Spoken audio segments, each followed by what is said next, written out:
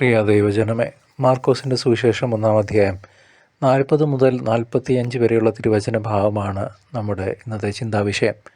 കുഷ്ഠരോഗി യേശുവിൻ്റെ സന്നിധിയിൽ മുട്ടുകുത്തി അപേക്ഷിക്കുന്നത് അടിയുറച്ച വിശ്വാസത്തോടും ശരണത്തോടും കൂടിയാണ്. നിനക്ക് മനസ്സുണ്ടെങ്കിൽ എന്നെ ശുദ്ധനാക്കാൻ കഴിയും എന്ന അവൻ്റെ വാക്കുകൾ ദൈവഹിതത്തിന് പൂർണ്ണമായി കീഴടങ്ങുന്ന ഒരു ഹൃദയത്തെ വെളിപ്പെടുത്തുന്നു.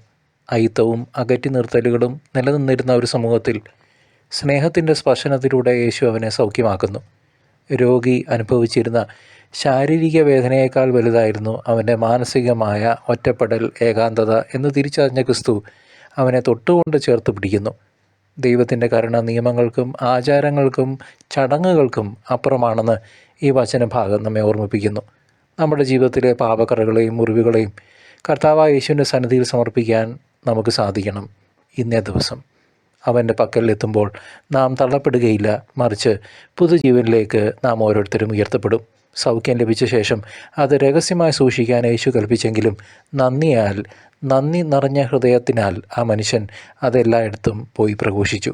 അനുഭവിച്ചറിഞ്ഞ ദൈവകൃപയെ ഉള്ളിലൊതുക്കാൻ അവന് സാധിച്ചില്ല. ഇന്ന് നമ്മുടെ ജീവിതത്തിലും ദൈവം നൽകുന്ന അസംഖ്യം അനുഗ്രഹങ്ങൾക്ക് നന്ദി പറയാൻ നാം കടപ്പെട്ടവരാണ്. ഒരു കുഷ്ഠരോഗിയുടെ അവസ്ഥയിൽ നിന്ന് പൂർണ്ണ ആരോഗ്യത്തിലേക്ക് അവൻ മാറിയപ്പോൾ ദൈവത്തിൻ്റെ വലിയ കരുണയാണ് അവിടെ വെളിപ്പെട്ടത്. നമ്മുടെ കുറവുകളിൽ ദൈവത്തിൻ്റെ കരം തേടാനും പ്രാപിച്ച സൗഖ്യത്തിന് സാക്ഷ്യം നൽകാനും നമുക്ക് സാധിക്കണം. ക്രിസ്തുവിൻ്റെ സ്നേഹം മറ്റുള്ളവരിലേക്ക് പകരുന്ന ജീവിക്കുന്ന സാക്ഷികളായി മാറാൻ ഈ വചനഭാഗം നമ്മെ ഓരോരുത്തരെയും ആഹ്വാനം ചെയ്യുന്നു. പ്രാർത്ഥനയോടെയും വിശ്വാസത്തോടെയും നമുക്ക് ഈ വചനത്തെ ഹൃദയത്തിൽ സ്വീകരിക്കാം.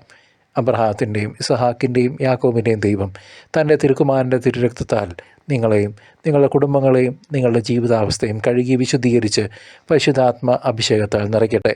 പിതാവിൻ്റെയും പുത്രൻ്റെയും പരിശുദ്ധാത്മാവിൻ്റെയും നാമത്തിൽ ആമേൻ.